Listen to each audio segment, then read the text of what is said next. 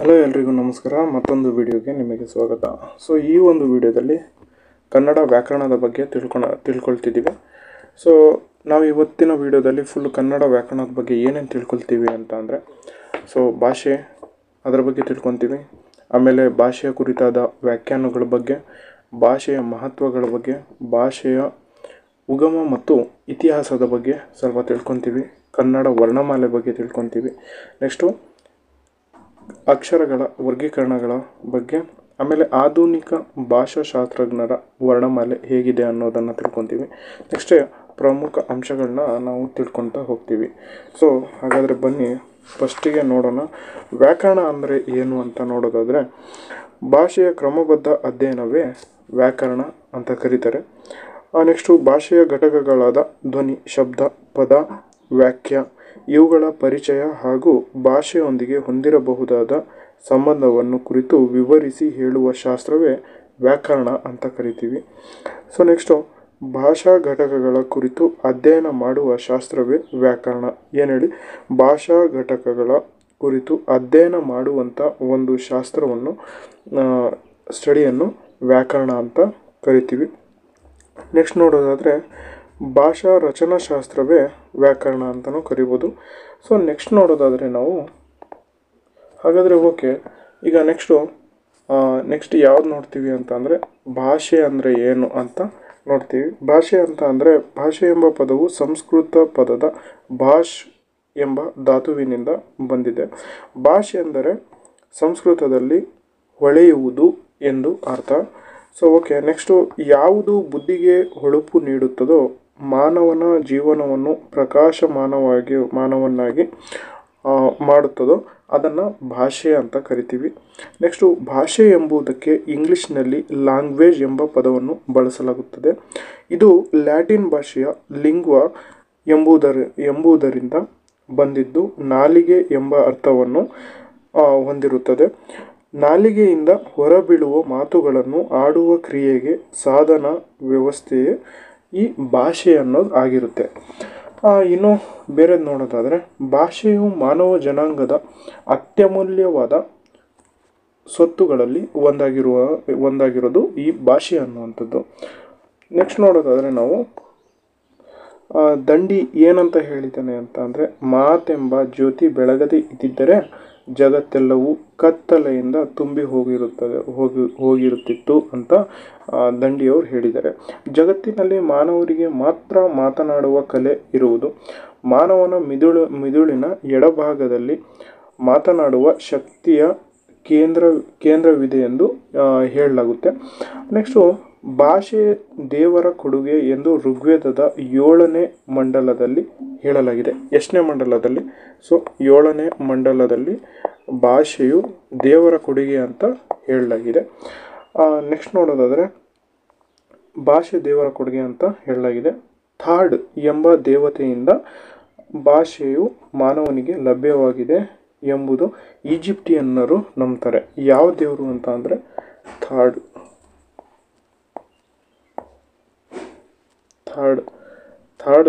ಥಾಡ್ ಎನ್ನುವಂಥ ದೇವರಿಂದ ಆಗಿದೆ. ನೆಕ್ಸ್ಟ್ ನೋಡೋದಾದರೆ ನಾವು ಭಾಷೆಯ ಕುರಿತಾದ ವ್ಯಾಖ್ಯಾನಗಳ ಬಗ್ಗೆ ನೋಡ್ತೀವಿ. ಭಾಷೆಯ ಕುರಿತಾದ ವ್ಯಾಖ್ಯಾನಗಳ ಬಗ್ಗೆ ನೋಡೋದಾದರೆ ನೋಡಿ, ಐಸ್ಲರ್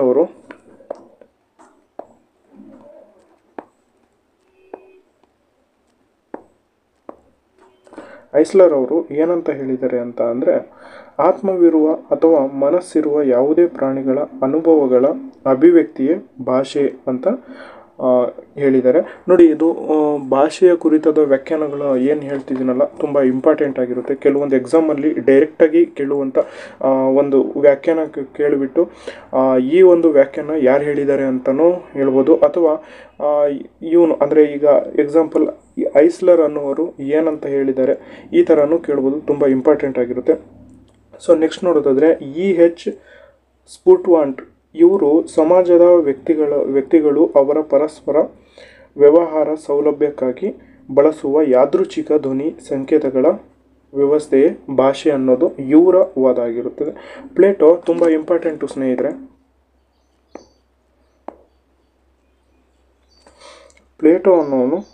ಪ್ಲೇಟೋ ಏನು ಹೇಳಿರ್ತಾರೆ ಅಂತ ಅಂದರೆ, ಧ್ವನಿ ಸಂಕೇತಗಳಿಂದ ಮನುಷ್ಯನ ವಿಚಾರಗಳನ್ನು ಅಭಿವ್ಯಕ್ತಿಗೊಳಿಸುವುದೇ ಈ ಭಾಷೆ ಅನ್ನೋದಾಗಿರುತ್ತೆ. ನೆಕ್ಸ್ಟು ಭಟ್ಟಕಳಂಕ ಇವ್ರು ಏನು ಹೇಳಿರ್ತಾರೆ ಅಂತಂದರೆ, ವ್ಯವಹಾರಕ್ಕಾಗಿ ಸಂಕೇತಗಳಿಂದ ಒಡಗೂಡಿದ ಶಬ್ದ ಸಮುದಾಯವನ್ನು ಇವರು ಭಾಷೆ ಅಂತ ಕರೀತಿದ್ದಾರೆ.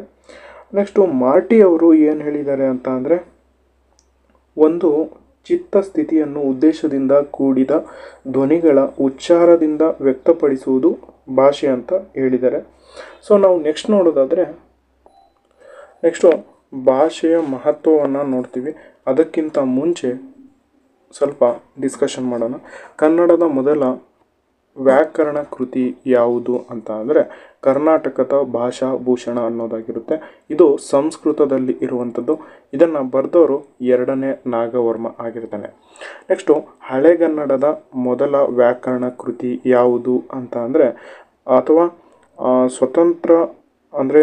ಮೊದಲ ಸ್ವತಂತ್ರ ವ್ಯಾಕರಣ ಕೃತಿ ಯಾವುದು ಅಂತ ಅಂದರೆ ಶಬ್ದಮಣಿ ದರ್ಪಣ. ಇದು ಯಾರ್ದು ಅಂತ ಅಂದರೆ ನಮ್ಮ ಕೆ.ಸಿ. ರಾಜ ಅವ್ರದ್ದಾಗಿರುತ್ತೆ. ಕರ್ನಾಟಕ ಲಕ್ಷಣ ಶಬ್ದಶಾಸ್ತ್ರ ಈ ಒಂದು ಗ್ರಂಥದ ಹೆಸರಾಗಿರುತ್ತೆ. ಕರ್ನಾಟಕ ಶಬ್ದಾನುಶಾಸನ ಯಾವುದಂತ ಅಂದರೆ ಭಟ್ಟಕಳಂಕನ ಶಾಸನ ಆಗಿರುತ್ತದೆ.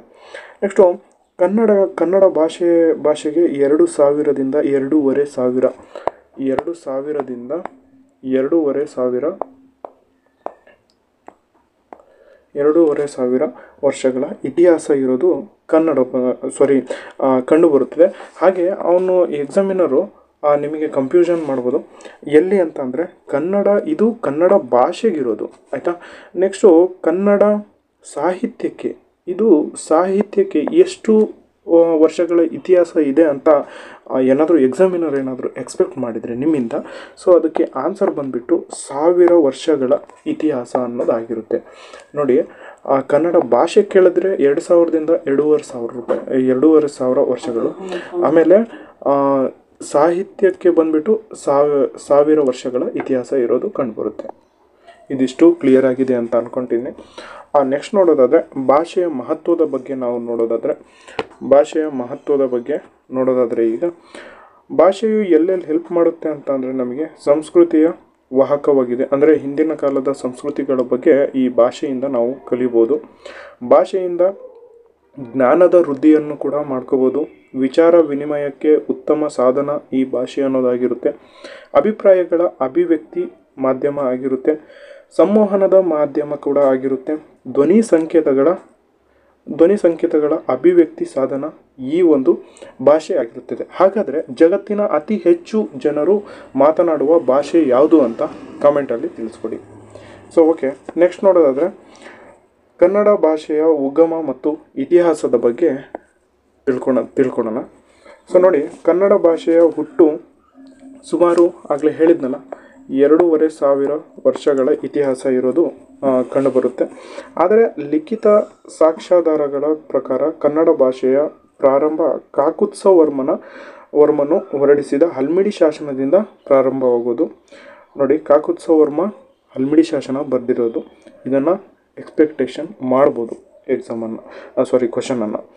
ನೆಕ್ಸ್ಟು ಯಾವುದೇ ಒಂದು ಭಾಷೆಯ ಇತಿಹಾಸವನ್ನು ತಿಳಿಯಲು ಭಾಷಾಶಾಸ್ತ್ರಜ್ಞರು ಆಧಾರವಾಗಿ ಗ್ರಂಥಗಳನ್ನು, ಶಾಸನಗಳನ್ನು, ನಾಣ್ಯಗಳನ್ನು ಹಾಗೂ ಇತರೆ ದಾಖಲೆಗಳನ್ನು ಪುರಾವೆಗಳಾಗಿ ಬಳಸ್ಕೊತಾರೆ ಅನ್ನೋದು ನಾವು ನೋಡ್ಬೋದು. ನೆಕ್ಸ್ಟು ಕನ್ನಡ ಭಾಷೆಯು ದ್ರಾವಿಡ ಭಾಷಾ ವರ್ಗಕ್ಕೆ, ಅದು ಕೂಡ ದಕ್ಷಿಣ ದ್ರಾವಿಡ ಭಾಷಾ ವರ್ಗಕ್ಕೆ ಸೇರಿರುತ್ತೆ. ಸೊ ತುಂಬ ಇಂಪಾರ್ಟೆಂಟು. ಇತ್ತೀಚಿನ ಎಕ್ಸಾಮ್ಗಳಲ್ಲಿ ದಕ್ಷಿಣ ದ್ರಾವಿಡ ಭಾಷೆಗಳು ಯಾವ್ದ್ಯಾವುದು ಅಂತ ತುಂಬ ಒಂದು ಎಕ್ಸಾಮ್ಸ್ಗಳಲ್ಲಿ ನಾವು ನೋಡ್ತಿರ್ಬೋದು. ಆ ಕ್ವಶನ್ಸ್ಗಳು ರೈಸ್ ಆಗ್ತಿದೆ. ಸೊ ಹಾಗಾದರೆ ಯಾವ್ದ್ಯಾವುದು ದಕ್ಷಿಣ ದ್ರಾವಿಡ ಭಾಷಾ ವರ್ಗಕ್ಕೆ ಸೇರಿದವೆ ಅಂತ ಕೆಳಗಡೆ ಕಮೆಂಟ್ ಮಾಡಿ. ನೆಕ್ಸ್ಟು ದ್ರಾವಿಡ ಭಾಷೆಯ ಮುಖ್ಯ ಲಕ್ಷಣವೆಂದರೆ ಎಡದಿಂದ ಬಲಕ್ಕೆ ಬರೆಯೋದು ಈ ದ್ರಾವಿಡ ಭಾಷೆಯ ಲಕ್ಷಣ ಆಗಿರುತ್ತೆ. ಇನ್ನು ಮುಂದೆ ನೋಡೋದಾದರೆ ನಾವು ಅತ್ಯಂತ ಪ್ರಾಚೀನ ಭಾಷೆ ಅಂತ ನಾವು ಯಾವುದನ್ನು ಕರಿತೀವಿ ಅಂತ ಅಂದರೆ ತಮಿಳು ಭಾಷೆಯನ್ನು ನಾವು ಅತ್ಯಂತ ಪ್ರಾಚೀನ ಭಾಷೆ ಅಂತ ಕರಿತೀವಿ. ಸೊ ನೆಕ್ಸ್ಟ್ ನೋಡೋದಾದರೆ ಹಾಗೆ ಇನ್ನು ಇತಿಹಾಸನ ಕಂಟಿನ್ಯೂ ಮಾಡೋಣ. ಮೊದಲ ಬಾರಿಗೆ ದ್ರಾವಿಡ ಭಾಷೆಗಳ ಅಧ್ಯಯನಕ್ಕೆ ತಳಹದಿ ಹಾಕಿದವರು ಮತ್ತು ದ್ರಾವಿಡ ಭಾಷೆಗಳ ಸ್ವತಂತ್ರ ಭಾಷಾ ವರ್ಗಕ್ಕೆ ಸೇರುತ್ತವೆ ಎಂದು 1816ರಲ್ಲಿ ಯಾರು ಹೇಳ್ತಾರೆ ಅಂತ ಅಂದರೆ ಫ್ರಾನ್ಸಿಸ್ ವೈಟ್ ಎಲ್ಲಿಸ್ ಅನ್ನೋರು ಹೇಳ್ತಾರೆ.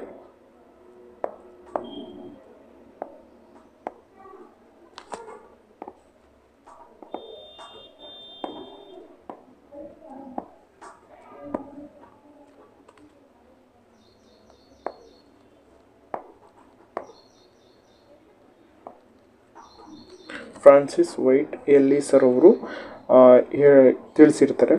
ಆಮೇಲೆ ರಾಬರ್ಟ್ ಕಾಲ್ಡ್ವೆಲ್ ಎಂಬ ಭಾಷಾ ಪಂಡಿತರು ದ್ರಾವಿಡ ಭಾಷೆಗಳು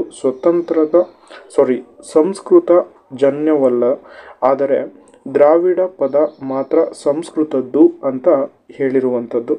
ದ್ರಾವಿಡ ಭಾಷೆಯು ಅಂಟು ಭಾಷಾ ವರ್ಗಕ್ಕೆ ಸೇರಿರೋದು. ಇದೊಂದು ಈಗ ಕೇಳ್ಬೋದು, ದ್ರಾವಿಡ ಭಾಷೆಯು ಯಾವ ವರ್ಗಕ್ಕೆ ಸೇರಿರುತ್ತೆ ಅಂತ ಹೇಳಿಬಿಟ್ಟು ಕೆಳಗಡೆ ಆಪ್ಷನ್ಗಳನ್ನ ಕೊಡ್ತಾನೆ.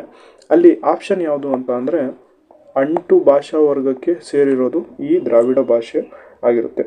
ಅಂಟು ಭಾಷಾ ವರ್ಗ ಅಂತಂದರೆ ಏನು ಅಂತ ಅಂದರೆ ಪ್ರಕೃತಿ ಮತ್ತು ಪ್ರತ್ಯಯಗಳ ಸಂಬಂಧವಿರುವ ಭಾಷಾ ವರ್ಗ ದ್ರಾವಿಡ ಮತ್ತು ಟರ್ಕಿ ಆಗಿರುತ್ತೆ. ನೆಕ್ಸ್ಟು ಕ್ರಿಸ್ತಶಕ 3ನೇ ಶತಮಾನದಲ್ಲಿ ಸೇರಿದ ಸಂಸ್ಕೃತ ಮಹಾಭಾರತದಲ್ಲಿ ಕರ್ನಾಟ ಮತ್ತು ಕರ್ನಾಟಕ ಎಂಬ ಶಬ್ದಗಳು ಬರುತ್ತವೆ.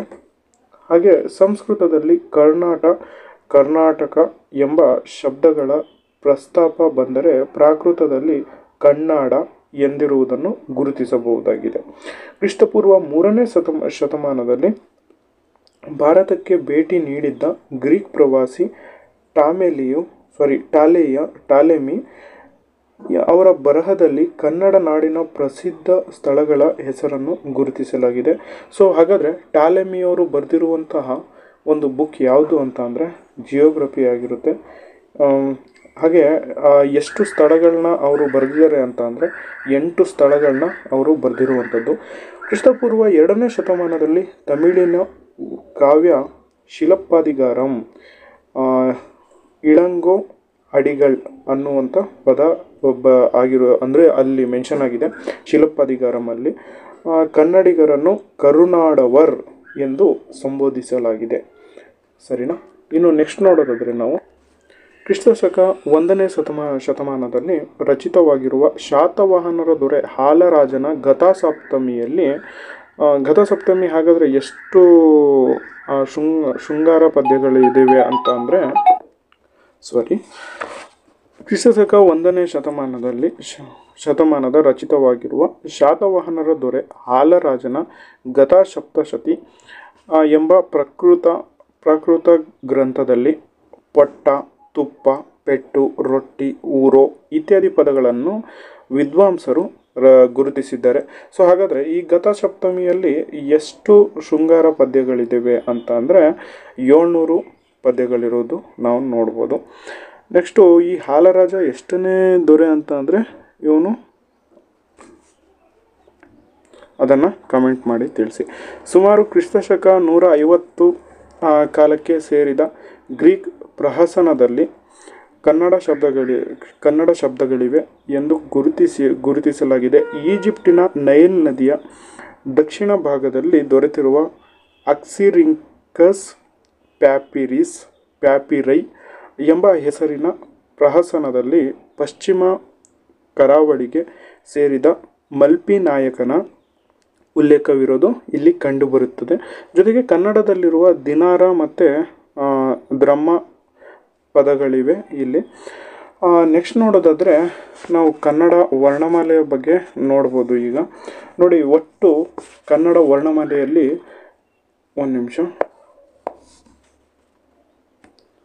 ಕನ್ನಡ ವರ್ಣಮಾಲೆಯಲ್ಲಿ ನಾವು ಒಟ್ಟು ಟೋಟಲ್ 49 ಅಕ್ಷರಗಳನ್ನ ನೋಡ್ಬೋದಾಗಿದೆ.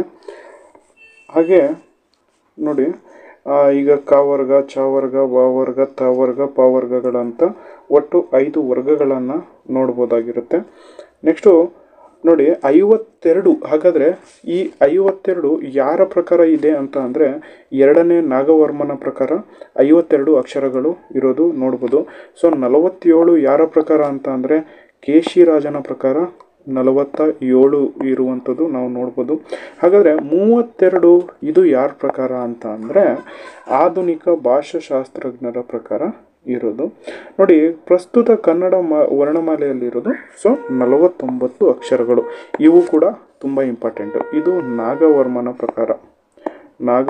ಪ್ರಕಾರ ಇದು ಆಧುನಿಕದಲ್ಲಿ ಆಧುನಿಕ ಭಾಷಾಶಾಸ್ತ್ರಜ್ಞರು ಹೇಳುವಂಥ ಕನ್ನಡ ವರ್ಣಮಾಲೆಯ ಅಕ್ಷರಗಳು ಎಷ್ಟಿದೆ ಅಂತ. ಸೊ ನೆಕ್ಸ್ಟ್ ನೋಡೋದಾದರೆ ನಾವು ಕನ್ನಡ ವರ್ಣಮಾಲೆಯನ್ನು ಈ 49 ಅಕ್ಷರ ಏನು ಹೇಳಿದ್ನಲ್ಲ ಅದನ್ನು ನಾವು 3 ಭಾಗಗಳಾಗಿ ಡಿವೈಡ್ ಮಾಡ್ಬೋದು ಇಲ್ಲಿ. ಸೊ 3 ಭಾಗ ಯಾವ್ದ್ಯಾವುದು ಅಂತ ಅಂದರೆ ಮೊದಲನೇದು ಸ್ವರಗಳಲ್ಲಿ 13 ಅಕ್ಷರಗಳನ್ನ ನೋಡ್ಬೋದು. ವ್ಯಂಜನಗಳಲ್ಲಿ 34 ಅಕ್ಷರಗಳನ್ನ ನೋಡ್ಬೋದು. ಯೋಗವಾಹಗಳು ಎಷ್ಟು ಅಂತ ಅಂದರೆ 2 ಅಕ್ಷರಗಳನ್ನ ನೋಡ್ಬೋದು. ಟೋಟಲ್ 49 ಆಗಿರುತ್ತೆ ಸ್ನೇಹಿತರೆ. ಹಾಗೆ ಸ್ವರಗಳಲ್ಲಿ ಇನ್ನೂ 2 ವಿಧಾನ ನೋಡ್ಬೋದು. ಹ್ರಸ್ವ ಸ್ವರ ಮತ್ತು ದೀರ್ಘ ಸ್ವರನ ಇಲ್ಲಿ ನೋಡ್ಬೋದು. ಹ್ರಸ್ವ ಸ್ವರಗಳು ಎಷ್ಟಿದ್ದಾವೆ ಅಂತಂದರೆ ಇದು 6 ಸ್ವರಗಳು, ದೀರ್ಘ ಸ್ವರಗಳು 7 ಸ್ವರಗಳಾಗಿರ್ತವೆ. ಟೋಟಲ್ಲು 13 ಸ್ವರಗಳಾಗಿರುತ್ತೆ. ಹಾಗೆ ವರ್ಗೀಯ ವ್ಯಂಜನಗಳಲ್ಲಿ ವರ್ಗೀಯ ವ್ಯಂಜನ ಮತ್ತು ಅವರ್ಗೀಯ ವ್ಯಂಜನ ಅಂತ 2 ಪಾರ್ಟ್ಗಳು ಬರ್ತವೆ. ವರ್ಗೀಯ ವ್ಯಂಜನ ಬಂದುಬಿಟ್ಟು ಇದು 25 ಆಗಿರುತ್ತೆ. ಹಾಗೆ ಅವರ್ಗೀಯ ವ್ಯಂಜನ ನೋಡೋದಾದರೆ 9 ಆಗಿರುತ್ತೆ. ಸೊ ಟೋಟಲ್ 34 ಆಗಿರುತ್ತೆ. ಇದು ಯಾವುದು ಯೋಗವಾಹಗಳು ನೋಡೋದಾದರೆ ಒಟ್ಟು 2 ಕಂಡುಬರುತ್ತೆ ಯೋಗವಾಹಗಳು. ಒಂದು ಅನುಸ್ವಾರ ಈ ಯಾವುದಂತ ಅನುಸ್ವಾರ ಮತ್ತು ವಿಸರ್ಗ ಅನ್ನೋದಾಗಿರುತ್ತೆ. ಮತ್ತು ಅಹ ಅನ್ನೋದು ಇದಕ್ಕೆ ಸೇರಿರೋದು ಆಗಿರುತ್ತೆ. ನೆಕ್ಸ್ಟ್ ನೋಡೋದಾದರೆ ನಾವು ಅಕ್ಷರಗಳ ವರ್ಗೀಕರಣದ ಬಗ್ಗೆ ಈಗ ಮುಂದೆ ಗಮನಿಸ್ತಾ ಹೋಗೋಣ. ಅಕ್ಷರಗಳ ವರ್ಗೀಕರಣ ಬಗ್ಗೆ ನೋಡ್ತಾ ಹೋಗೋಣ. ನೋಡಿ, ವರ್ಣಮಾಲೆಯಲ್ಲಿ 49 ಅಕ್ಷರಗಳಿರೋದು ನಾನು ಆಗಲೇ ಹೇಳಿದೆ. ಸ್ವರಗಳು 13, ವ್ಯಂಜನಗಳು 34, ಹಾಗೆ ಯೋಗವಾಹಗಳು 2 ಆಗಿರುತ್ತೆ. ಸ್ವರಗಳು 13 ಯಾವ್ದ್ಯಾವ್ದು ಅಂತ ಅಂದರೆ ಆ ಇಂದ ಔವರೆಗೂ ಅ ಇ ಈ ಉ ಊ ಋ ಎ ಎ ಐ ಓ ಓ ಔ ಇವಿಷ್ಟು 13 ಸ್ವರಗಳಾಗಿರುತ್ತೆ. ಸ್ವರಗಳು 2 ವಿಧ. ಅವು ಯಾವ್ಯಾವು ಅಂತ ಅಂದರೆ ಹ್ರಸ್ವ ಸ್ವರ 6, ದೀರ್ಘ ಸ್ವರ 7 ಆಗಿರುತ್ತೆ. ಹಾಗೆ ಫ್ಲೂತ ಸ್ವರಗಳು 3 ಇವೆ. ಯಾವ್ದ್ಯಾವುದು ಅಂತ ಅಂದರೆ ಈಗ ಸದ್ಯದಲ್ಲಿ ನಮ್ಮ ಕನ್ನಡದಲ್ಲಿ ಇದು ಬಳಕೆ ಆಗಿಲ್ಲ ಫ್ಲೂತ ಸ್ವರಗಳು. ಈಗ ಎಕ್ಸಾಂಪಲ್ಲು ಆಗಿನ ಕೆಲವೊಂದು ಬುಕ್ಸ್ಗಳು ಈಗಲೂ ಇದೆ, ಬಟ್ ಈಗ ಬಳಕೆ ಆಗ್ತಿಲ್ಲ. ಹಳೆಯ ಬುಕ್ಸ್ಗಳಲ್ಲಿ ಇದೆ. ಬಾರೋ ಈ ಥರ ಎಸ್ ಈ ಥರ ಬರೀತಿದ್ರಲ್ಲ, ಬಾರೋ ಮಗನೇ ಈ ಥರ ಬರೀತಿದ್ರಲ್ಲ, ಅಲ್ಲಿ ಇದು ಬಳಕೆ ಆಗಿಲ್ಲ. ನೆಕ್ಸ್ಟ್ ನೋಡೋದಾದರೆ ನಾವು ಸ್ವರಗಳಲ್ಲಿ ಹ್ರಸ್ವ ಸ್ವರ ಮತ್ತು ದೀರ್ಘ ಸ್ವರಗಳು 2 ಬರ್ತವೆ ಅಂತ ಹೇಳಿದ್ದೆ. ಸೊ ಹಾಗೆ ಹ್ರಸ್ವ ಸ್ವರಗಳ ಬಗ್ಗೆ ನೋಡೋದಾದರೆ ಒಂದು ಮಾತ್ರೆಯ ಕಾಲದಲ್ಲಿ ಅಥವಾ ಕಡಿಮೆ ಸಮಯದಲ್ಲಿ ಉಚ್ಚರಿಸುವ ಅಕ್ಷರಗಳನ್ನು ಹ್ರಸ್ವ ಸ್ವರಗಳು ಎನ್ನುತ್ತಾರೆ. ಕನ್ನಡದಲ್ಲಿರುವ 6 ಹ್ರಸ್ವ ಸ್ವರಗಳಿವೆ. ಯಾವ್ದ್ಯಾವುದು ಅಂತಂದರೆ ಅ ಇ ಉ ಋ ಎ ಓ ಇವು ಆಗಿರುತ್ತೆ. ನೋಡಿ, ಅ ಇ ಉ ಋ ಎ ಓ. ಸೊ ಇಷ್ಟು ಆಗಿರೋದು ನಾವು ನೋಡ್ಬೋದು. ನೆಕ್ಸ್ಟ್ ನೋಡೋದಾದರೆ ದೀರ್ಘ ಸ್ವರಗಳು 7 ಇರುವಂಥದ್ದು. ದೀರ್ಘವಾಗಿ ಅಂದರೆ 2 ಮಾತ್ರೆಯ ಕಾಲದಲ್ಲಿ ಉಚ್ಚರಿಸುವ ಅಕ್ಷರಗಳನ್ನು ನಾವು ದೀರ್ಘ ಸ್ವರ ಅಂತ ಕರಿತೀವಿ. ಯಾವ್ದ್ಯಾವುದು ಅಂತ ಅಂದರೆ ಆ ಈ ಉ ಎ ಐ ಓ ಔ ಇವಿಷ್ಟು ದೀರ್ಘ ಸ್ವರಗಳ ಒಂದು ಭಾಗಕ್ಕೆ ಬರುವಂಥದ್ದು. ನೆಕ್ಸ್ಟ್ ನೋಡೋದಾದರೆ ಸಂಧ್ಯಾಕ್ಷರಗಳು ಇವು ಗೂಢಸಂಧಿ ಅಂತಲೂ ನಾವು ಕರಿತೀವಿ. ಎರಡು ಬೇರೆ ಬೇರೆ ಅಕ್ಷರಗಳ ಸಂಯೋಗದಿಂದ ಉಂಟಾಗುವ ದೀರ್ಘ ಸ್ವರಗಳಿಗೆ ಸಂಧ್ಯಾಕ್ಷರಗಳು ಅಂತ ಕರಿತೀವಿ. ನೋಡಿ, ಕನ್ನಡದಲ್ಲಿ ಐ ಮತ್ತು ಅವು ಇವೆರಡು ಇದೆಯಲ್ಲ, ಅವು ಸಂಧ್ಯಾಕ್ಷರಗಳು ಅಂತ ನಾವು ಕರಿತೀವಿ. ಐಯು ಆ ಈ ಎರಡು ಸೇರಿ ನೋಡಿ, ಈ ಐ ಯಾವ ಥರ ಆಗುತ್ತೆ ಅಂತ ಅಂದರೆ ಆ ಪ್ಲಸ್ ಈ ಎರಡು ಸೇರಿ ಐ ಅನ್ನೋದು ನಾವು ನೋಡ್ಬೋದು. ಹಾಗಾದರೆ ಅವು ಅನ್ನೋದು ಆ ಪ್ಲಸ್ ಉ ಇವೆರಡೂ ಸೇರಿ ಅವು ಅನ್ನೋದು ಆಗಿರುತ್ತೆ ಸ್ನೇಹಿತರೆ. ನೆಕ್ಸ್ಟು ವ್ಯಂಜನಗಳನ್ನ ನೋಡೋದಾದರೆ ನಾವು 34 ಒಟ್ಟು ವ್ಯಂಜನಗಳಿರೋದು ನಾವು ನೋಡ್ಬೋದು. ಇದು ಸ್ವರಗಳ ಸಹಾಯದಿಂದ ಸ್ಪಷ್ಟವಾಗಿ ಉಚ್ಚರಿಸಲ್ಪಡುವ ವರ್ಣಗಳಿಗೆ ವ್ಯಂಜನಗಳು ಅಂತ ಕರಿತೀವಿ. ಇದರಲ್ಲಿ ಎರಡು ವಿಧ ಬರುತ್ತೆ. ಆಗಲೇ ಹೇಳಿದಾಗೆ ವರ್ಗೀಯ ವ್ಯಂಜನಗಳು 25 ಇರುವಂಥದ್ದು. ನೆಕ್ಸ್ಟು ಅವರ್ಗೀಯ ವ್ಯಂಜನಗಳು 9 ಇರುವಂಥದ್ದು. ಟೋಟಲ್ 34 ಇರುವಂಥದ್ದು ನಾವು ನೋಡ್ಬೋದು. ನೆಕ್ಸ್ಟ್ ನೋಡೋದಾದರೆ ವರ್ಗೀಯ ವ್ಯಂಜನಗಳು 25 ಇರೋದು ಯಾವ್ದ್ಯಾವ್ದು ಅಂತ ಅಂದರೆ ಈ ಕ ವರ್ಗ, ಛ ವರ್ಗ, ಠ ವರ್ಗ, ತ ವರ್ಗ, ಪ ವರ್ಗ ಇವುಗಳನ್ನು ನಾವು ವರ್ಗೀಯ ವ್ಯಂಜನಗಳು ಅಂತ ವಿಂಗಡಣೆ ಮಾಡಿದ್ದೀವಿ. ನೋಡಿ, ಕ ವರ್ಗದ ವ್ಯಂಜನಗಳು ಗಂಟಲಿನಿಂದ ಬರುವಂಥದ್ದು. ಛ ವರ್ಗದ ವ್ಯಂಜನಗಳು ಅಂಗುಳದಿಂದ ಬರುವಂಥದ್ದು. ಠ ವರ್ಗದ ವ್ಯಂಜನಗಳು ಒಳಬಾಯಿಯ ಮೇಲ್ಭಾಗದಿಂದ ಬರುವಂಥದ್ದು. ತ ವರ್ಗದ ವ್ಯಂಜನಗಳು ಹಲ್ಲುಗಳಿಂದ ಬರುವಂಥದ್ದು. ಪ ವರ್ಗದ ವ್ಯಂಜನಗಳು ತುಟಿಯಿಂದ ಉಚ್ಚರಿಸಲ್ಪಡುವ ವ್ಯಂಜನಗಳು ಆಗಿರುತ್ತೆ. ನೆಕ್ಸ್ಟು ವರ್ಗೀಯ ವ್ಯಂಜನಗಳಲ್ಲಿ ಹಾಗಾದರೆ ಇನ್ನೂ 3 ವಿಧಗಳನ್ನು ನಾವು ನೋಡ್ಬೋದು. ಯಾವ್ದ್ಯಾವುದು ಅಂತ ಅಂದರೆ ಅಲ್ಪಪ್ರಾಣಗಳು ಅಂತ ಅಂದರೆ ಕಡಿಮೆ ಉಸಿರಿನ ಸಹಾಯದಿಂದ ಉಚ್ಚರಿಸಲ್ಪಡುವ ವರ್ಗೀಯ ವ್ಯಂಜನಗಳಿಗೆ ಅಲ್ಪಪ್ರಾಣ ಅಂತ ಕರಿತೀವಿ. ಖ, ಗ, ಚ, ಜ, ಟ, ಡ, ಥ, ದ, ಬ ಇವು 10 ಆಗಿರುತ್ತೆ. ನೋಡಿ, ಇದು ಖ, ಗ, ಚ, ಝ. ಸೊ ಇಂಥ ಒಂದು ಪದಗಳನ್ನು 10 ಇರುವಂಥನ್ನು ನಾವು ಅಲ್ಪಪ್ರಾಣಗಳು ಅಂತ ಕರಿತೀವಿ. ಮಹಾಪ್ರಾಣಗಳು ಅಂತ ಅಂದರೆ ನೋಡಿ, ಹೆಚ್ಚು ಉಸಿರಿನ ಸಹಾಯದಿಂದ ಉಚ್ಚರಿಸಲ್ಪಡುವ ಅಕ್ಷರಗಳನ್ನು ಮಹಾಪ್ರಾಣ ಅಂತ ಕರಿತೀವಿ. ಯಾವುದ್ಯಾವುದು ಅಂತ ಅಂದರೆ ಖ, ಘ, ಛ. ಇವು ಟೋಟಲ್ 10 ಇರುವಂಥದ್ದು. ಅನುನಾಸಿಗಳಂತ ಅಂದರೆ ನ್ಯ, ನ್ಯ, ನ, ನ, ಮ ಇವು ಅನುನಾಸಿಗಳು ಅಂದರೆ ಮೂಗಿನ ಸಹಾಯದಿಂದ ಉಚ್ಚರಿಸಲ್ಪಡುವ ಅಕ್ಷರಗಳನ್ನು ನಾವು ಅನುನಾಸಿಕಗಳು ಅಂತ ಕರಿತೀವಿ. ನೆಕ್ಸ್ಟ್ ನೋಡೋದಾದರೆ ವರ್ಗೀಯ ವ್ಯಂಜನಗಳು 9 ಇರೋದು ನೋಡ್ಬೋದು ನಾವು. ಅವರ್ಗೀಯ ವ್ಯಂಜನಗಳು 9 ಇರುವಂಥದ್ದು. ಯ, ರ, ಲ, ವ, ಶ, ಶ, ಸ, ಹ, ಳ, ಕ್ಷ, ಜ್ಞ ಇಷ್ಟು ಇರುವಂಥದ್ದು. ಕ್ಷ, ಜ್ಞ ಈಗ ಸದ್ಯದಲ್ಲಿ ನಮ್ಮ ಕನ್ನಡ ಒಂದು ವ್ಯಾಕರಣದಲ್ಲಿ ಬಳಕೆ ಆಗಿಲ್ಲ. ನೆಕ್ಸ್ಟ್ ನೋಡೋದಾದರೆ ಆಧುನಿಕ ಶಾಸ್ತ್ರಜ್ಞರ ವರ್ಣಮಾಲೆ ಎಷ್ಟು ಅಂತಂದರೆ 32. ನೋಡಿ, ಆ ಸ್ವರಗಳು ಇದರಲ್ಲಿ 2 ವಿಧ, ಅವರು ಕೂಡ 2 ವಿಧ ಮಾಡಿದ್ದಾರೆ. ರಸ್ವ ಸ್ವರಗಳು 5, ದೀರ್ಘ ಸ್ವರಗಳು 5 ಇರುತ್ತೆ. ಆ ರಸ್ವ ಸ್ವರಗಳು ಯಾವ್ದು ಅಂತಂದರೆ ಅ, ಇ, ಉ, ಎ, ಇದು A,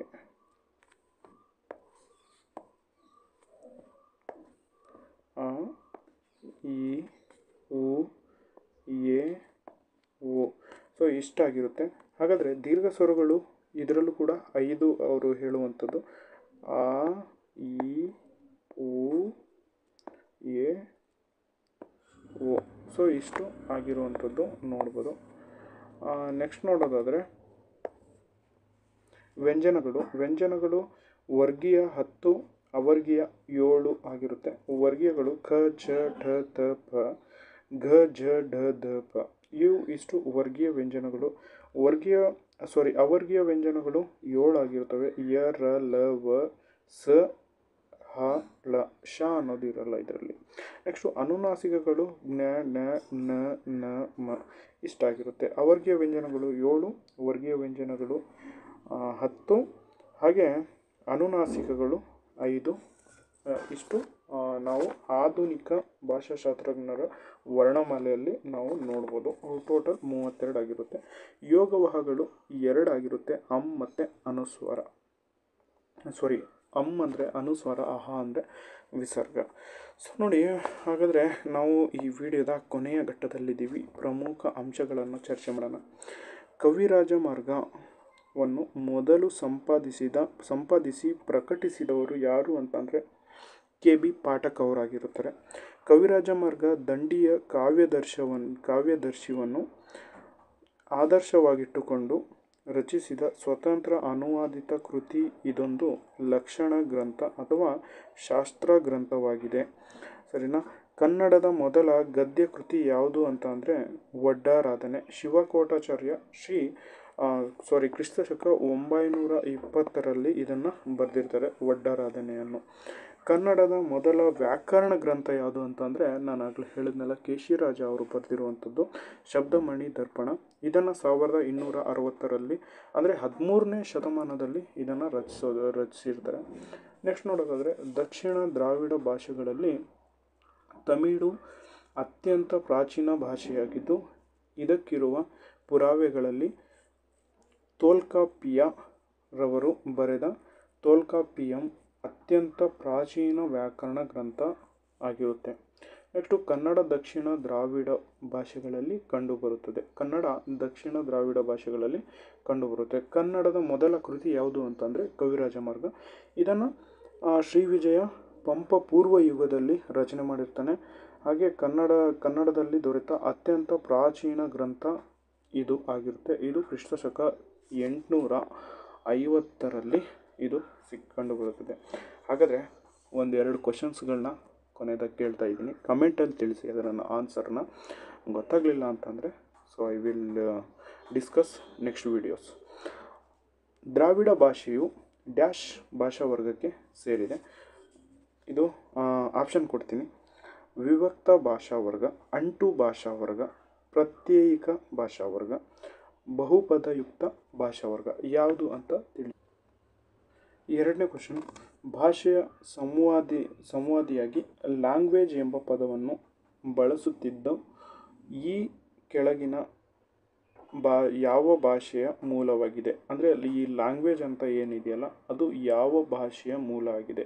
option A Greek, B Latin, C English, D ಮೇಲಿನ ಯಾವುದು ಅಲ್ಲ. ನೆಕ್ಸ್ಟು ಹಾಲರಾಜನ ಗತಾಸಪ್ತಶತಿ ಕೃತಿಯಲ್ಲಿ ಕನ್ನಡದ ಪದಗಳಿರುವುದನ್ನು ಗುರುತಿಸಲಾಗಿದ್ದು ಈ ಕೃತಿಯು ಯಾವ ಭಾಷೆಯಲ್ಲಿದೆ? Option A Kannada, B Sanskrit, C Prakrit, D Pali. So ಇದನ್ನೆಲ್ಲ ಕಾಮೆಂಟಲ್ಲಿ ತಿಳಿಸಿ. ವಿಡಿಯೋ ನೋಡಿದ್ದಕ್ಕಾಗಿ ಧನ್ಯವಾದಗಳು. ನಮ್ಮ ಚಾನಲ್ನ ಇನ್ನೂ ಕೂಡ ನೀವು ಸಬ್ಸ್ಕ್ರೈಬ್ ಮಾಡಿರಲಿಲ್ಲ ಅಂತಂದರೆ ದಯವಿಟ್ಟು ಸಬ್ಸ್ಕ್ರೈಬ್ ಮಾಡಿ. ಇದೇ ಥರ ಕಾಂಪಿಟೇಟಿವ್ ಎಕ್ಸಾಮ್ಸ್ಗಳಿಗೆ ಸಂಬಂಧಪಟ್ಟಂತೆ ವೀಡಿಯೋಸ್ಗಳನ್ನ ಅಪ್ಲೋಡ್ ಮಾಡ್ತಾ ಇರ್ತೀನಿ. ಇದನ್ನು ನೀವು ಲಿಸನ್ ಕೂಡ ಮಾಡ್ಕೋಬೋದು. ಕೆಲವೊಂದು ಫ್ಯಾಕ್ಟ್ಸ್ಗಳನ್ನ ಹೇಳ್ತಾ ಇರ್ತೀನಿ. ಹಾಗೆ PYQಸ್ನ ತುಂಬ ಈ ಒಂದು ಚಾನಲ್ನಲ್ಲಿ ಅಪ್ಲೋಡ್ ಮಾಡೋದು ಇದರ ಮುಖ್ಯ ಉದ್ದೇಶ ಆಗಿರುತ್ತೆ. Thank you.